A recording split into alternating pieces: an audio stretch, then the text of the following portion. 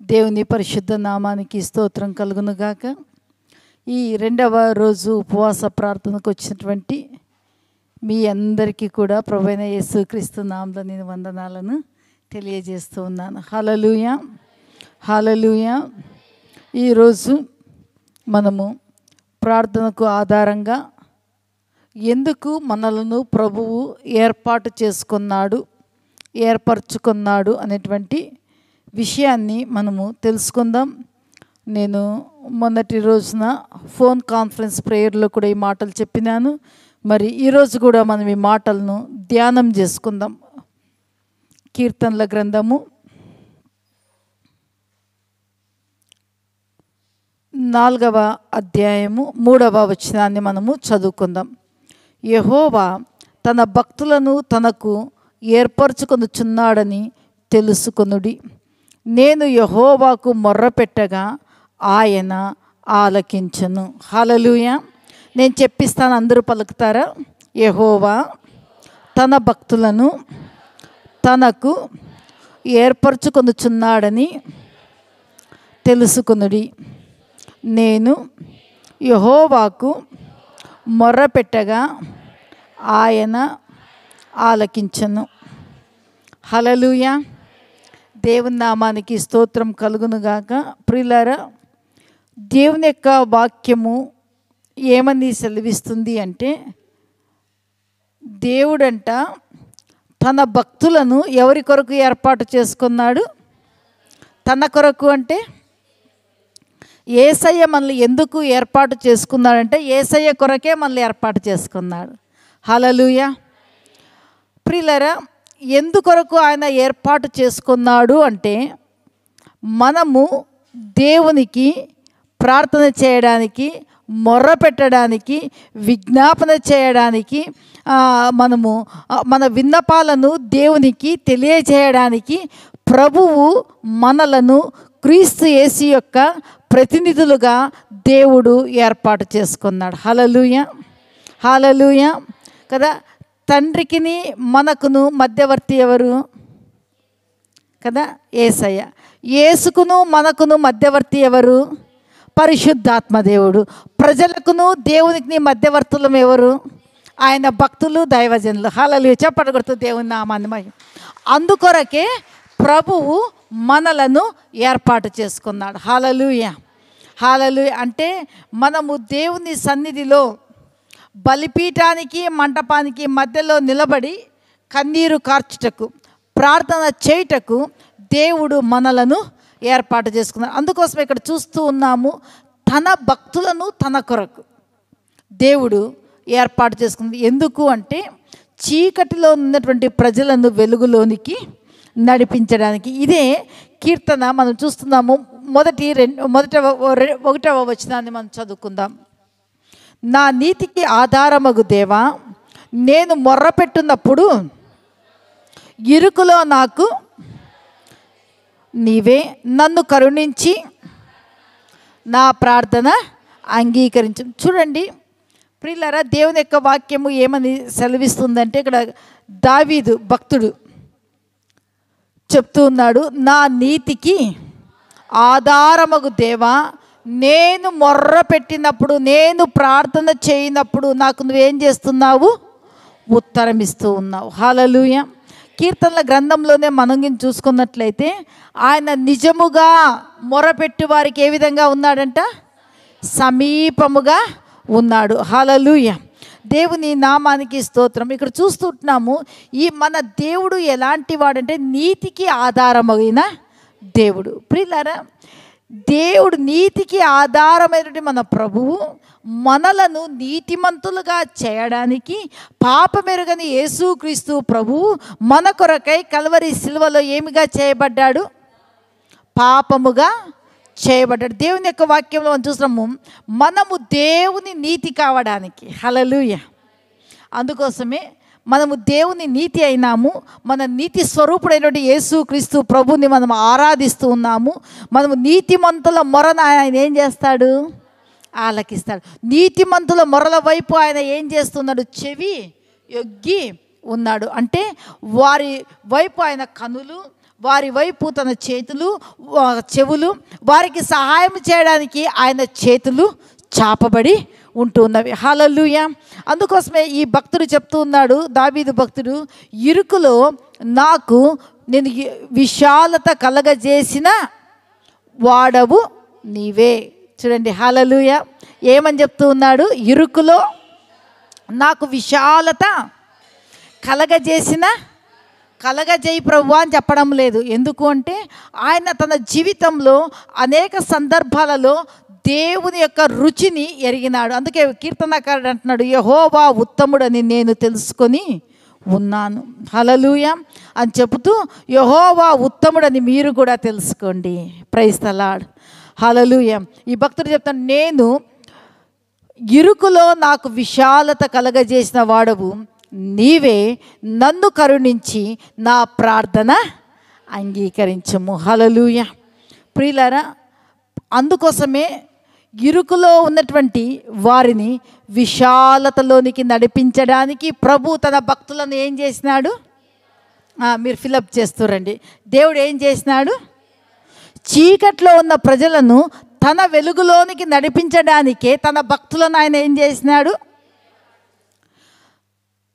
కలిమిలో దరిద్రంలో ఉన్నటువంటి ప్రజలను సమృద్ధిలోనికి నడిపించడానికి ప్రభు నిన్ను నన్ను మనలను ఏం చేసినాడు? దేని కొరకు? తనకు మొరపెట్టి ఈ ప్రజలకు క్షేమము కలగచేయడానికి. భక్తిహీనుల పాశంలో నువ్వు చుట్టుకున్నటువంటి భక్తిహీనత నుంచి విడిపించడానికి నిన్ను నన్ను ఏం చేసి ఉన్నాడు? ఏర్పాటు చేసుకొని ఉన్నాడు. హల్లెలూయా. హల్లెలూయా. సమస్యలలో ఉన్నటువంటి వారిని విడిపించడానికే తన భక్తులను ప్రార్థన చేయడానికి ప్రభు ఏం చేసి ఉన్నాడంటే ఏర్పాటు చేసుకొని ఉన్నాడు. అందుకోసమే ప్రియులారా, ఎవరంటే ఆయనకు ఇష్టము అంటే ప్రార్థన చేసేవారు అంటే ఆయనకు చాలా ఇష్టము. చూడండి, మనం చూస్తున్నాము, ఆయన తన భక్తులను తన కొరకు ఏర్పాటు చేసుకొని ఉన్నాడు అని చెబుతూ క్రింద ఏమని మాట సెలవిస్తుంది? ఆయన వారి ప్రార్థనలను ఆలకించెను. హల్లెలూయా. తన భక్తులు, తన కుమారులు, తన కుమార్తెలు, ఆయనను సేవించేటువంటి ఆయన దాసులము, ఆయన స్నేహితులము, ఆయన ప్రియబిడ్డలమైనటువంటి మన యొక్క ప్రార్థనలను వినడానికి, మన యొక్క స్వరము వినడానికి ఆయన ఇష్టపడుతూ ఉన్నాడు. హల్లెలూయా. మనకు సహాయం చేయడానికి ఆయన ఇష్టపడుతూ ఉన్నాడు. అందుకొరకే ప్రియులారా, ప్రభు మనల్ని ఏం చేశాడంటే ఏర్పాటు చేసుకుని దరిద్రంలో ఉన్నటువంటి వారిని ఐశ్వర్యంలోనికి నడిపించడానికి ఏం చేసి ఉన్నాడు? అప్పులలో ఉన్నటువంటి వారిని విడిపించి శ్రీమంతులుగా చేయడానికి మనల్ని ఏం చేసి ఉన్నాడు? రోగంలో ఉన్నటువంటి వారిని రోగంలో నుంచి విడిపించి ఆరోగ్యవంతులుగా చేయడానికి మనల్ని ఏం చేసి ఉన్నాడు? ఎందుకొరకు ఏర్పాటు చేసినాడు? ప్రార్థన. పక్కన వాళ్ళతో చెప్పండి, ప్రార్థన చేయడానికి నిన్ను నన్ను మనలను ఏర్పాటు చేసి ఉన్నాడు. హల్లెలూయా కదా. ఆయన మనల్ని ఏర్పాటు చేసుకున్నాడు అంటే ఆయన ఏర్పాటు చేసుకునేటువంటి ఉద్దేశాన్ని నీవు నేను మనం ఏం చేయాలి? నెరవేర్చేటువంటి వారిగా ఉండాలి. అంటే ప్రార్థన చేయాలి. అందుకోసమే 118వ కీర్తనలో మనం చూస్తున్నాము. ఒకసారి మనం తిప్పుదామా? 118వ కీర్తన 3వ వచనము. ఆయన కృప నిరంతరము నిల్చునని అహరోను వంశస్థులు అందరూ గాక. ఆయన కృప నిరంతరము నిల్చునని యెహోవా యందు, అంటే మనం అందరము అందము ఇరుకునందుండి నేను యెహోవాకు, విశాల స్థలమందు ఆయన నాకు, యెహోవా నా పక్షంన ఉన్నాడు, నేను నరులు నాకేమి, యెహోవా నా పక్షంన వహించి నా శత్రువుల విషయమైన నా కోరిక నెరవేరుట. మనుషులను నమ్ముకున్నట కంటే, రాజులను నమ్ముకున్నట కంటే భక్తిహీనులందరూ నన్ను చుట్టుకొని ఉన్నారు. యెహోవా నామమును బట్టి నేను వారిని నిర్మూలం చేసేది. హల్లెలూయా. యెహోవా నామమును బట్టి అంటే యేసు క్రీస్తు నామములో ఎలాంటి సమస్య కానీ, ఎలాంటి వ్యతిరేకతే కానీ, ఎలాంటి క్రియలే కానీ, ఎలాంటి కార్యాలే కానీ దేవుడు మనల్ని ఏం చేశాడంటే అపవాది యొక్క క్రియలను లయపరచడానికి నిన్ను, నన్ను, మనలను తన భక్తులుగా ఏర్పాటు చేసుకొని ఉన్నాడు. మనం అనుకుంటాము, నేను ప్రార్థన చేస్తే గొప్ప కార్యాలు జరుగుతాయా? తప్పకుండా జరుగుతాయి. హల్లెలూయా, హల్లెలూయా. ఆయన మాట సత్యం. దిక్కులేని దరిద్రుల ప్రార్థన ఆయన మానక అంగీకరించును, వారి మొరల వైపు ఆయన చెవియొగ్గి. హల్లెలూయా, హల్లెలూయా కదా. కొన్ని విషయాల్లో మనకు ఎవరి దగ్గర చెప్పుకోవాలనో, ఎవరు మనకు సహాయం చేస్తారో, ఎవరు మనకు సహాయం చేయరో మనకు తెలియదు. కానీ అన్ని విషయాలలో చాలినటువంటి అద్భుతమైనటువంటి సహాయము చేసేది ఎవరు అంటే మన తండ్రి అయిన మన దేవుడే. అందుకే లోకంలో చూడండి ఎంతోమంది ఉన్నారు, మన బంధువులలో ఎంతోమంది ఉన్నారు, మన కుటుంబంలో కూడా చాలామంది ఉన్నారు. స్పెసిఫిక్గా ప్రత్యేకంగా నిన్నే ఎందుకు ఏర్పాటు చేసుకున్నాడంటే నిన్ను నమ్మినాడు, నువ్వు ప్రార్థన చేస్తావు అని. హల్లెలూయా. నిన్ను నమ్మినాడు, ఆయన ప్రార్థన చేస్తాడని. అందుకోసమే తనకు భక్తురాలుగా దేవుడు ఏం చేశాడంటే నిన్ను దేవుడు ఏర్పాటు చేసుకో. నీవు ప్రార్థన చేసినప్పుడు దేవుడు కని విని ఎరగనటువంటి రక్షణ లేని వారి కొరకు నువ్వు చేతులు ఎత్తితే వారి జీవితంలో రక్షణ పొందేటువంటి వారిగా ఉంటూ ఉన్నారు.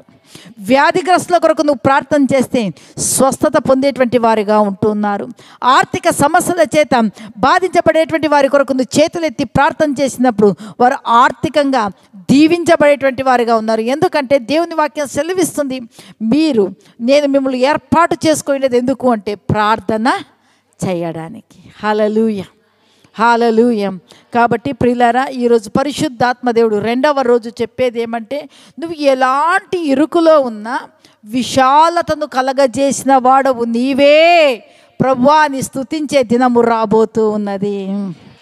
దేవుడు ఆ దినాన్ని మనకు కలగజేస్తూ ఉన్నాడు.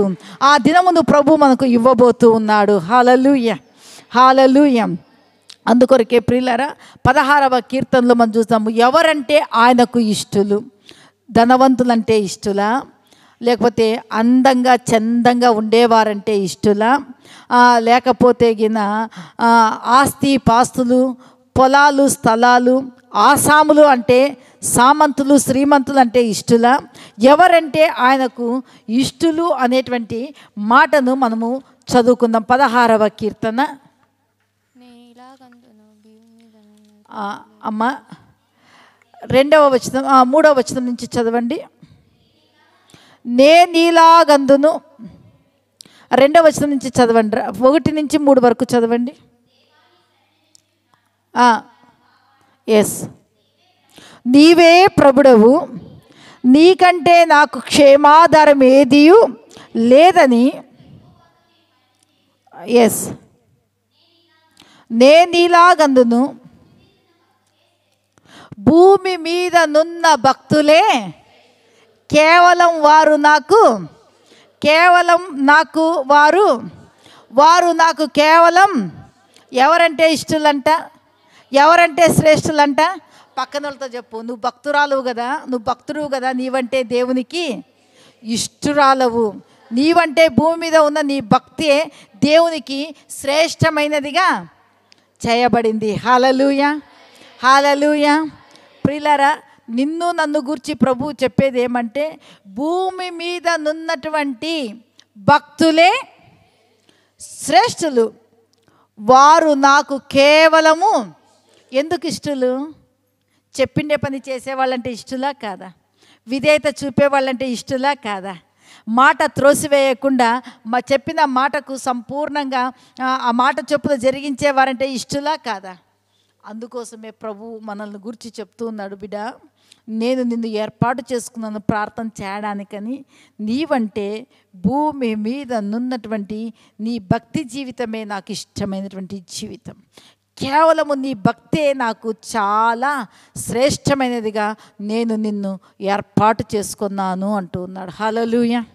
ఈ మాట చెప్పేటప్పుడు, నేను కూడా ఈ మాట చదివేటప్పుడు నాలో నేను అనుకున్నాను, ప్రభు ఇంత మంచి మాట చెప్తున్నాడు కదా, ఇప్పుడు ఈ భక్తి నా దేవునికి సరిపోదు, నేను చేసే ఈ ప్రార్థనలు సరిపోవు, నేను వేసేటువంటి ఈ మోకాళ్ళ జీవితము సరిపోదు, ఇంకా నేను నా దేవునికి శ్రేష్టమైన భక్తిని చేయాలి, ఇంకా నా దేవునికి అతి ప్రియురాలుగా అతి ఇష్టమైనటువంటి బిడ్డగా నేను జీవించాలి అనేటువంటి మనస్సు నాలో కలిగింది. హల్లెలూయా.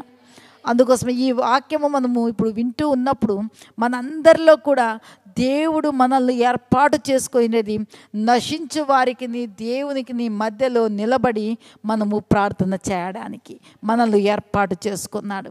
అనేకులు భూమి మీద రక్షణ లేకోకుండా పాపపు యొక్క కట్లలోను, శాపపు యొక్క కట్లలోను, మరణపు యొక్క కట్లలోను వారు బంధించబడి నరకానికి ఏడవబడుతుంటుండగా నా ప్రభు ఈ లోకానికి ఎందుకొరకై వచ్చి ఉన్నాడంటే నశించిన దానిని వెతికి రక్షించడానికి ఈ లోకానికి వచ్చినాడు.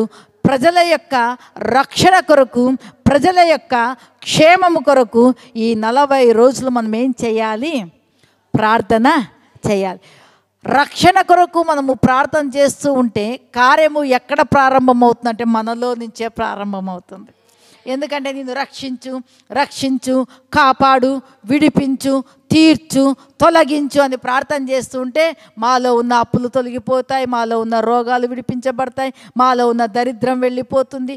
ఈ విధంగా మనలో నుంచి ఆ కార్యము ఏమైపోతుందంటే ప్రారంభం చేయబడేదిగా ఉంటూ ఉన్నది. హల్లెలూయా, హల్లెలూయా. కాబట్టి ప్రియులారా, దేవుడు మనలను ఎందుకొరకు ఏర్పాటు చేసుకున్నాడంటే ప్రార్థన చేయడానికి, తన భక్తులుగా దేవుడు మనలను ఏర్పాటు చేసుకున్నాడు. ఏర్పాటు చేసుకున్నట్టు మన జీవితంలో ప్రార్థన చేయడానికి మనకి ఏముండకూడదు? బద్ధకము. Very good, super. బద్ధకము ఉండకూడదు. ఇంకా అమ్మా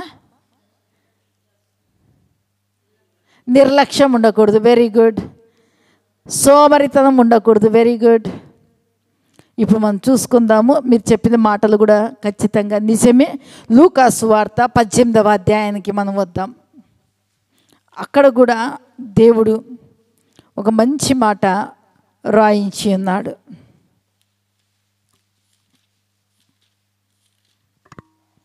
హల్లెలూయా, హల్లెలూయా. మొదటి వచనం చదువుకుందామా?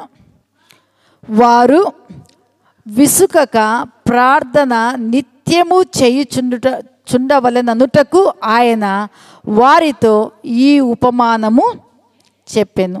హల్లెలూయా.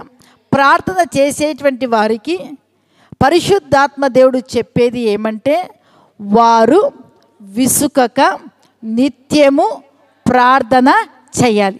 ఒక భక్తుడిని మనం చూస్తున్నాం, జార్జ్ ముల్లర్ అనేటువంటి వ్యక్తి. ఆయన తన జీవితంలో 4 వ్యక్తులను ఉంచుకున్నాడు తన ఎదుట. వారు రక్షణ పొందాలని ప్రార్థన చేస్తూ ఉన్నాడు. 40 సంవత్సరాలు ప్రార్థన చేసినాడు, కానీ రక్షణ జరిగిందా? లేదు. ఆయన కాలము ముగించబడింది. ఆయన దేవుని సన్నిధికి వెళ్ళిపోయినాడు.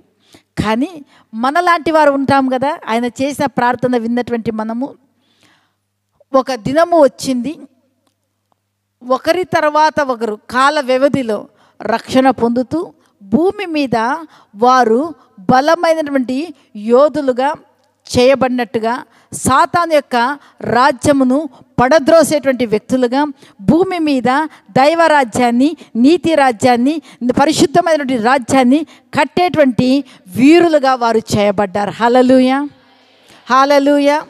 అందుకోసమే మన జీవితంలో మనం ప్రార్థన అనేది చేస్తూనే ఇన్ని సంవత్సరాలు చేసినాను, ఇన్ని నెలలు చేసినాను, ఇన్ని రోజులు చేసినాను అని మనలో విసుగు అనేది ఏం కాకూడదు, రాకూడదు. అందుకోసమే ప్రభు ఈ ఉపమానం చెప్తూ ఉన్నాడు. వారు విసుకక నిత్యము ప్రార్థన చేయుచుండవలెననుటకు ఈ ఉపమానము చెప్పినారు.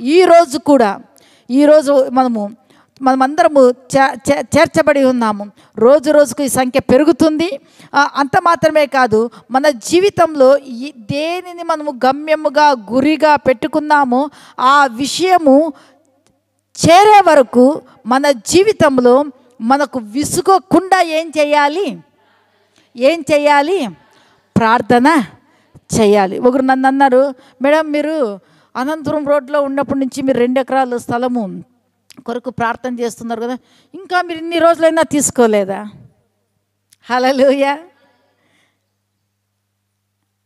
లేదయ్యా, మాకు దేవుడు ఇచ్చినప్పుడు మేము తీసుకుంటాం. హల్లెలూయా.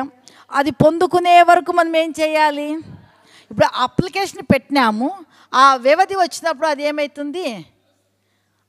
ఖచ్చితంగా దానికి తగినటువంటి మనకు జవాబులు దానికి ఏం చేయబడతాయంటే అనుగ్రహించబడతాయి. అందుకోసమే ప్రభు చెప్పేది, ఎందుకంటే ఇలాంటి భక్తులు మీరు కళ్యాణదుర్గంకి వచ్చి 20 ఏళ్ళు అయింది, కనీసం మీకు ఉండేకి కూడా ఇల్లు లేదా, మాకు చాలా సిగ్గు అవుతుంది. అవునయ్యా, మీకు సిగ్గు అవుతుంది, మేము దేవుని రాజ్యం కట్టే దాంట్లో మేము ముందుకు వెళ్తూ ఉన్నాం. హల్లెలూయా. మన గురి ఏమంటే ఆత్మల సంపాదన. మన గురి ఏమంటే నశించు ఆత్మలు దేవుని రాజ్యంలో చేర్చబడ్డం. హల్లెలూయా. మనము ఏ దాని కొరకైతే ప్రార్థన చేయడానికి ప్రారంభించినామో, మనము ప్రార్థన చేస్తూ ఉన్నప్పుడు విన్నటువంటి వారు ఒక్కొక్కరు రాయేస్తూ ఉంటారు. కానీ మనము బలహీనలము కావాల్సిన అవసరము లేదు, ప్రార్థన మానేటువంటి అవసరం అంతకంటే లేదు, ప్రభుకి దూరం కావాల్సినటువంటి అవసరం అంతకంటే లేదు. ఎందుకు అంటే మన ప్రార్థనలో ఆయన సన్నిధికి, నిన్నటి రోజు మన కీర్తన భాగం మనం చెప్పించారా, మన ప్రార్థన దేవుని సన్నిధికి ఎట్లా వెళ్తుందంటమ్మా? ధూపములాగా, సాయంకాలపు నైవేద్యములాగా దేవుని దృష్టికి వెళ్తూ ఉంటే అక్కడి నుంచి ఆశీర్వాదాలు వచ్చేది తప్పకుండా వస్తాయి. హల్లెలూయా. కాబట్టి ప్రియులారా, ఇక్కడ చూస్తున్నాము, ఈ ఉపమానం చెబుతూ ఒక న్యాయాధిపతి గురించి, ఒక విధవరాలు గురించి ఇక్కడ రాయబడి ఉంది. ఈ న్యాయాధిపతి ఎలాంటి వాడు అంటే దేవునికి భయపడడంట, మనుషులను లక్ష్య పెట్టడు ఈ న్యాయాధిపతి. ఆ న్యాయాధిపతి ఒక పట్టణంలో ఉన్నాడు. ఆ పట్టణంలోనే ఒక విధవరాలు కూడా ఉంది. ఆమె నాకు నా ప్రతివాదికి న్యాయం చేయమని ప్రతిరోజు కూడా వెళ్ళి అడుగుతూ ఉంటే ఆయన కొంతకాలము న్యాయము చేయడానికి ఒప్పలేదు. తర్వాత మనం చూస్తూ ఉన్నాము ప్రియులారా, ఈ ఒప్పుకోకపోయినా ఈమె ఏం చేస్తూ ఉంది అంటే ఆ న్యాయాధిపతి యొద్దకు విసుగకుండా ఏం చేస్తూ ఉంది? వెళ్తూ ఉంది. అయ్యా, నాకెవరూ లేరు, నేను విధవరాల్ని. అయ్యా, నాకు న్యాయం చేసేవారు ఎవ్వరూ లేరు, నాకు అన్యాయమే జరుగుతుంది, నువ్వు న్యాయాధిపతివి కదా, నాకు న్యాయం చెయ్యి అయ్యా, నాకు న్యాయం చెయ్యి. ఈరోజు కాదమ్మా, నేను చాలా బిజీగా ఉన్నాను అంటే, అయ్యా ఎప్పుడు చేస్తావయ్యా, మరి ఎప్పుడు రమ్మంటావయ్యా నన్ను అని దీనంగా విధేయతతో, ఆయన ఎంత విసుక్కున్నా, ఎంత ముఖాన కసురుకున్నా, బేజారు చేసుకున్నా కూడా ఈమె నాకు న్యాయం కావాలి కదా, వాళ్ళు గొప్పవాళ్ళు, వాళ్ళు న్యాయాధిపతులు, ఒక మాట అన్నా పర్వాలేదు అని, అదేవిధంగా ఆయన ఏ సమయము చెప్పినా, ఏ దినము చెప్పినా, ఏ గడియ చెప్పినా ఆ సమయానికి వెళ్ళి ఆయనను అడుగుతూ ఉంది. హల్లెలూయా. కానీ ఆ మనిషి ఎలాంటి వాడు అంటే, ఈమె ఇన్నిసార్లు వచ్చింది కదా, చేద్దామనేటువంటి భయం కూడా లేదు.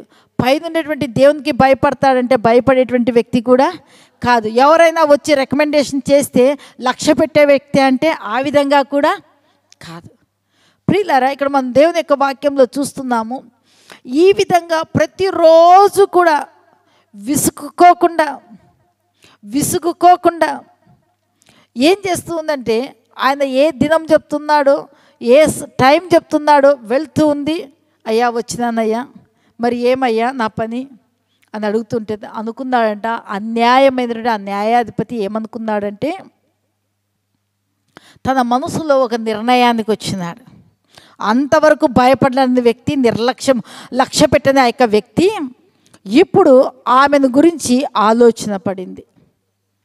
ఏమని అంటే, ఈమె నన్ను తొందర పెడుతూ ఉంది కదా, ఈమెకు న్యాయము తీర్చాలి అని తనలో తాను అనుకున్నాడు.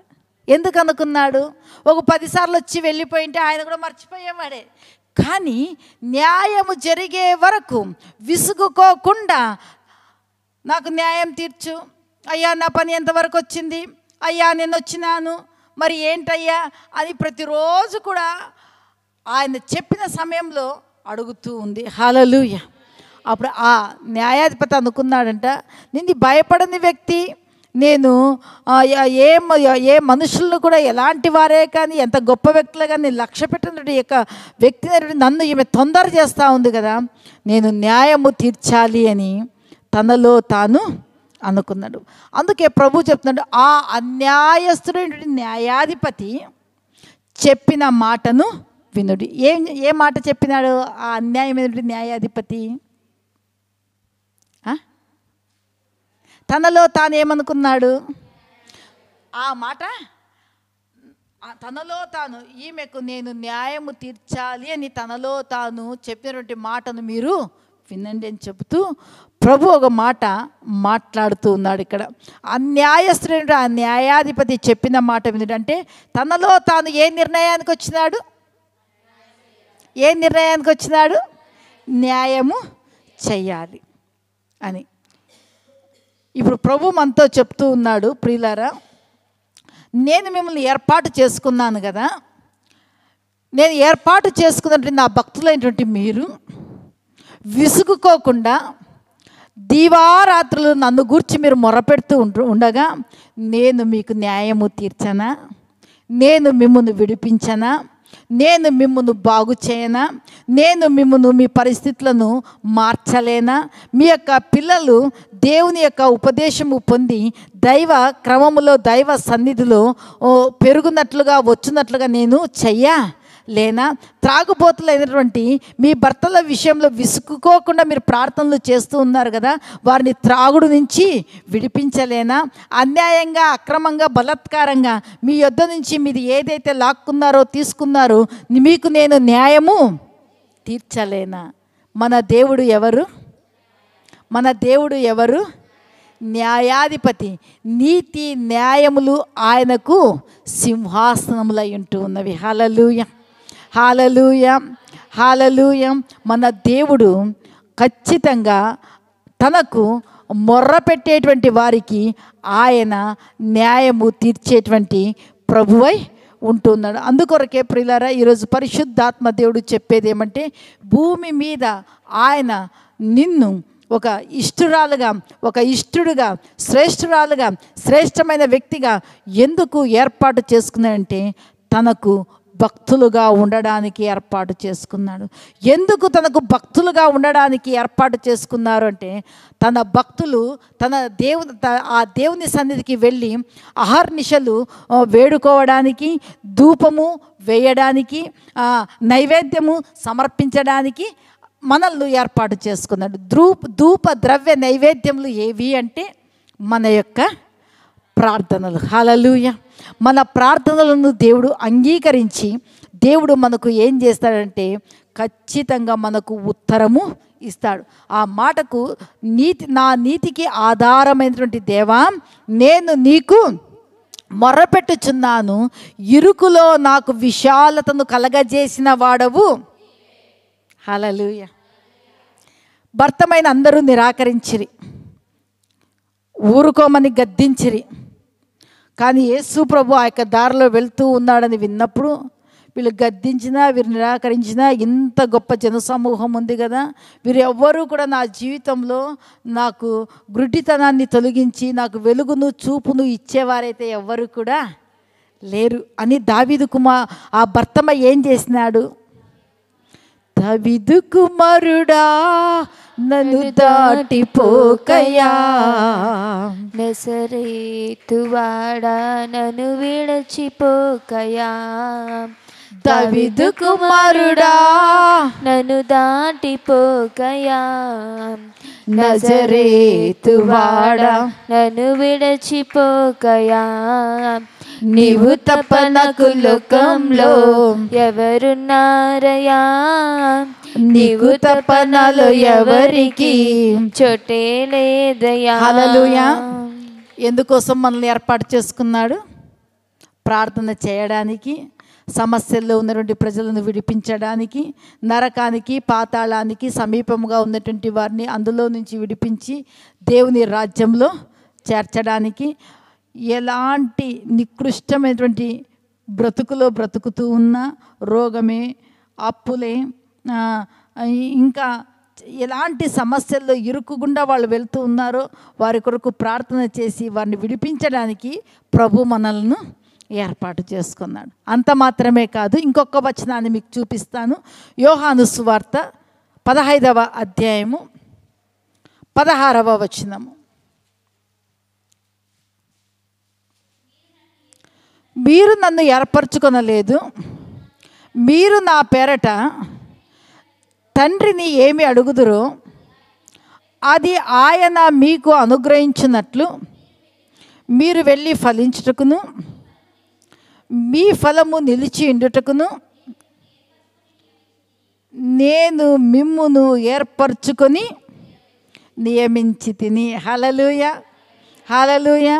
ప్రార్థన చేయడానికి ప్రభు ఏర్పాటు చేసుకున్నాడు. భూమి మీద మనలను ప్రియులుగా, ఇష్టలుగా, శ్రేష్ఠులుగా చేయడానికి దేవుడు మనలను ఏర్పాటు చేసుకున్నాడు. మనము ఎవరి కొరకైతే ప్రార్థన చేస్తూ ఉన్నామో వారిని నా దేవుడు చీకట్లో ఉన్నటువంటి వారి కొరకు ప్రార్థన చేస్తున్నప్పుడు చీకట్లో నుంచి వారిని ఎక్కడికి నడిపిస్తాడు? అవునా? దరిద్రంలో ఉన్నటువంటి ప్రజలను విడిపించమని ప్రార్థన చేసినప్పుడు ఆయన ఎక్కడికి నడిపిస్తాడు? ఐశ్వర్యంలోనికి నడిపిస్తాడు. తర్వాత వ్యాధిగ్రస్తుల కొరకు మనం ప్రార్థన చేసినప్పుడు ప్రభు ఎక్కడికి నడిపిస్తాడు? ఆరోగ్యంలోనికి నడిపిస్తాడు. ఇరుకులో ఉన్నటువంటి ప్రజల కొరకు మనం ప్రార్థన చేసిన వారిని ఎక్కడికి నడిపిస్తాడు? విశాలతలోనికి నడిపిస్తాడు. అపవాది శక్తులు, దుష్ట శక్తులు, దయ్యపు శక్తుల చేత పీడించబడుతున్నటువంటి వారి కొరకు మనము ప్రార్థన చేస్తూ ఉంటుండగా వారిని ఎక్కడికి నడిపిస్తాడు? ప్రభువులోనికి. వారు దురాత్మల చేతనే ఉండొచ్చు కానీ పరిశుద్ధాత్మ చేత వారు నింపబడేలాగా నా దేవుడు వారిని నింపేటువంటి వాడుగా ఉంటూ ఉన్నాడు. హల్లెలూయా, హల్లెలూయా. ఇక్కడ మనం చూస్తూ ఉన్నాము. మూడవదిగా మనం చూసుకున్నట్లయితే ప్రభు మనల్ని ఎందుకు ఏర్పాటు చేసుకున్నాడంటే ప్రభు అంటున్నాడు మీరు నన్ను ఏర్పరచుకొనలేదు. హల్లెలూయా. దేవుడే మనల్ని ఏర్పాటు చేసుకున్నాడు. అందుకోసమే యెషయా గ్రంథం 43వ అధ్యాయంలో మనం చూసుకున్నట్లయితే నేను నిన్ను పేరు పెట్టి పిలిచి ఉన్నాను, నీవు నా సొత్తు. హల్లెలూయా, ప్రైజ్ ది లార్డ్. మళ్ళీ తర్వాత మనం చూసిన 1 పేతురు 2వ అధ్యాయం 9వ వచనంలో మనం చూసుకున్నట్లయితే మీరు ఒకప్పుడు చీకట్లో ఉంటుంది, చీకటిలో ఉన్నటువంటి మిమ్మును ఆశ్చర్యకరమైనటువంటి వెలుగులోనికి నేను మిమ్మల్ని పిలిచినాను, మీరు దేవుని చేత ఏర్పాటు చేయబడినటువంటి సంతానము, వంశము అని ప్రభు మాట్లాడుతూ ఉన్నాడు. హల్లెలూయా. ఇంకా అంతకంటే మనకు కావాలన్న గొప్ప దేవుడు చెప్తున్నారు, నేను మిమ్మల్ని ఏర్పాటు చేసుకున్నాను. నేను మిమ్మల్ని ఇప్పుడు ఎమ్మెల్యేలకు, ఎంపీలకు, పిఏలు ఎట్లా ఇప్పుడు దేవునికి మనం ఆ విధంగా. Praise the lord. Hallelujah, hallelujah. వాళ్ళకైనా పిఏ 5 ఏళ్ళే వాళ్ళకి పోస్టు. అయితే మన భూమి మీద ఎంతకాలం ఉంటామో అంతకాలము దేవునికి ప్రభువా వీరిని విడిపించు, వీరికి సహాయం చెయ్యి, వీరిని తాకు, వీరిని ముట్టు, వీరికి ఇవ్వు, వీరిని విడిపించు అని ప్రార్థన చేస్తూ ఉంటే నా బిడ్డ, నా భక్తురాలు నేను ఏర్పాటు చేసుకున్నాను, నా స్వారూప్యంలో నేను కలగజేసుకుని నా బిడ్డలు వేడుకుంటుండగా నేను ఇవ్వకపోవడం ఏంటి? నేను ఖచ్చితంగా ఇవ్వాలని దేవుడు ఏం చేస్తాడంటే దిగి వచ్చేటువంటి వాడుగా ఉన్నాడు. ఇక్కడ చూస్తున్న మీరు నన్ను ఏర్పరచుకొనలేదు కానీ మీరు నా పేరట తండ్రిని ఏమి అడుగుదురో